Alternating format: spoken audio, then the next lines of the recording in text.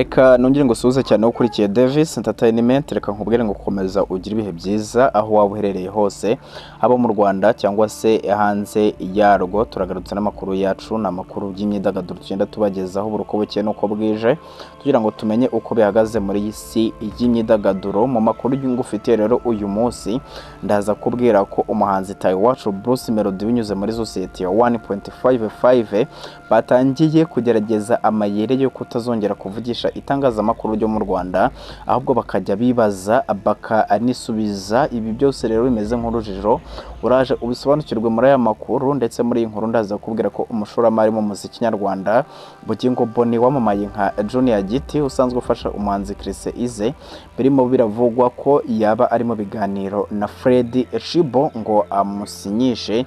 Ni mu gihe kandi Bruno Mars ari mu mazi abira kubera urusimbi. Iki cyamamare rero mu muziki Bruno Mars kirashinjwa umwenda wa miliyoni 50 z'amadolari ya Leta Zunze Ubumwe za Amerika mu rusimbi abereyemo hoteli MGM Grand yo muri Las Vegas, aho akunze gukorera nyine ibi itaramo. Reka amakuru yacu rero tuyahere kuri iyi nkuru ivuga ko Bruce Melody ari mu mayere yo gutera umugongo iri tangazamakuru ryo mu Rwanda. Uyu muhanzi Taiwacu Bruce Melody rero binyuze muri society ya 1.55 batangiye kugerageza amayere yo kutazongera kuvugisha itangazamakuru ryo mu Rwanda, ahubwo bakajya bibaza bakanisubiza. Niba ukurikirana rero imyidagaduro nyarwanda, ntabwo kuvuga ko Bruce Melody ari we muhanzi ugarukwaho cyane mu itangazamakuru byakugora.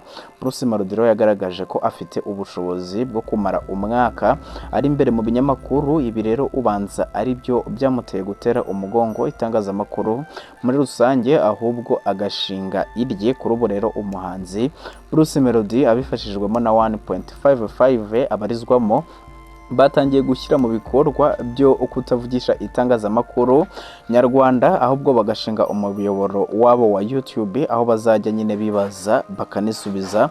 Ibiro byatangiye gushyirwa mu bikorwa ku ijoro ryo ku itariki ya 15 Werurwe 2024, ubwo Bruce Melody yahagurukaga mu Rwanda yerekeza muri Leta Zunze Ubumwe za Amerika kugira ngo aganirize itangazamakuru nk'uko byari byasabwe, ahubwo agakora ikiganiro kigashyirwa ku muyoboro wiswe 1.55 media. Ibi rero benshi batekereje ko nta kibazo kirimo, wenda ko Bruce Melody arakomeza nk'ibisanzwe akavugisha itangazamakuru, ariko siko biri, kuko uyu muhanzi yifuza ko bimukundiye atazongera gutangariza amakuru ye ahandi usibye mu bitaramo, ndetse naho byamukundira akazajya nyine akwepa itangazamakuru. Bruce Melody rero ajya guhamya ibi yabitangaje ku mbuga nkoranyambaga ze, aho yagize ati ibishya byose n'amakuru yanjye yose azajya aba ari aha honyine kuri 1.55 media. Umunyamakuru rero w'itangazamakuru, umwe mu bitangazamakuru byo mu Rwanda, yagerageje kumenya koko niba Bruce Melody atazongera kuganiriza itangazamakuru muri rusange. Umwe mu bantu babarizwa muri 1.55 utifuje ko dutangaza amazina ye yagize ati urumva Bruce Melody abafite amakuru menshi, ati rero abakire batekereje ko babibyaza umusaruro azajya avugira kuri rasheni yonyine, nawe barabimubwiye. Yavuze ko kandi no mu bitaramo kazajya ashaka uko akwepa gatanu honyine Bruce Melody azajya avugira ni nko mu bitaramo, kandi nabwo bikunze ngo yajya ahunga kabisa, ngo kuko Coach Gael ngarashaka kubaka ibintu bya 1.55 ku buryo nta serivisi izajya ipfa gusaba ahandi. Amakuru yose rero no kuzajya muyasanga kuri ya chaîne. Babonye Bruce Melody rero agira amakuru menshi bashaka kuyabyaza umusaruro. Uyu yadutangarije ko rero atari Bruce Melody wenyine, ahubwo n'abandi bahanzi bo muri 1.55 igihe bafite inkuru nini bazajya bazishyira kuri ya chaîne. Ati Legacy Bruce Melody gusa, kuko hari na Element Rozikana na Kenisoro, ngaba nabo rero igihe bazajya baba bafite inkuru nini niho zizajya zicishwa. Reka amakuru yacu tuyakomereze kuri inkuru ya Junior Giti, ngaho yaba agiye gukurikiza Chris Ize. Uyu mushoramari rero mu muziki nyarwanda Bugingo Boni wamamaye nka Junior Giti usanzwe ufasha umuhanzi Chris Ize, biravugwa ko yaba ari mu biganiro na Fred Chibo ngo amusinyishe abakurikirana rero Junior Giti kuva mu mwaka ushize w'ibihumbi 2023 bakunze kumubonana n'umusore witwa Fred Chibo usanzwe ari umuhanzi. Akenshi aho ubonye ikipe ya Giti Business Group cyangwa Junior Giti na Chris Ize uhabona n'uyu musore witwa Fred Chibo. Hari amakuru rero ko baba bamaze igihe bagerageza gukorana muri 2023 ubwo Junior Giti yaragiye mu kiganiro Sunday Choice Ikisibo TV yajyanye n'uyu musore. Abajijwe uwariwe avuga ko ari umuhanzi mwiza wo kwitega nubwo atigeze yerura. Ubwo rero yabazwaga niba yaba agiye kumukurikiza Chris Ize ntiyemeye cyangwa ngo abihakane. Ku itariki ya 17 Werurwe 2023 binyujijwe ku mbuga nkoranyambaga zabo bashyize hanze amashusho bombi bafatanyije ibizwi nka collaboration bigezweho muri iyi minsi. N'amashusho y'indirimbo iri hafi kujya hanze y'uyu Fred Chibo yise Abatwini. Umuhanzi Chris Ize rero n'umwe mu babaye abambere mu kwamamaza iyi ndirimbo. Ibintu byazamuye ibitekerezo hibazwa niba uyu musore yarasinye muri Giti Business Group isanzwe ibrazwamo uyu Chris Ize.